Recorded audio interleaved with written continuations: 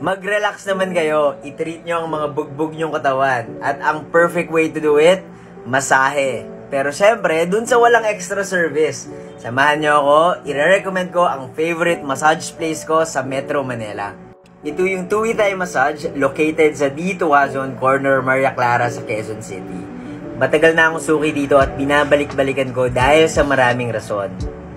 Number 1, sa lahat ng massage places sa Metro Manila, ito yung may pinaka-authentic na Thai experience na naranasan ko.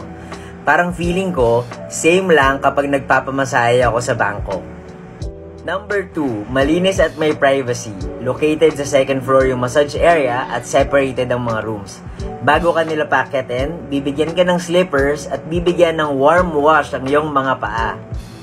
Nasa floor yung mattress and cover to ng fresh bed sheets. Pati yung mga unan, may malinis na cover. Bibigyan ka rin ng t-shirt at ng shorts at yun yung gagamitin mo during the massage. At walang extra service dito. Dun tayo sa wholesome. Number 3, consistent. Kahit sino pang masahista ang ma-assign sa'yo, pare-parehas lang yung process nila ng Thai massage. Lagi kong nilolook forward yung upper body at head massage. Number 4, magaling yung mga masahista dito. Tahimik lang sila dahil gusto nilang bigyan kayo ng relaxing experience. Pero pwede mo silang kausapin, halimbawa gusto mong mas malakas, mas madiin, o mas malambot yung pagmamasahe. Number 5, affordable. 4 lang yung services na ino-offer nila at lagi kong ina-avail yung full body massage. Ito yung mga prices nila. At tandaan nyo na Thai massage to, kaya walang oil. Pero kung gusto nyo ng oil, pwede naman mag-add-ons.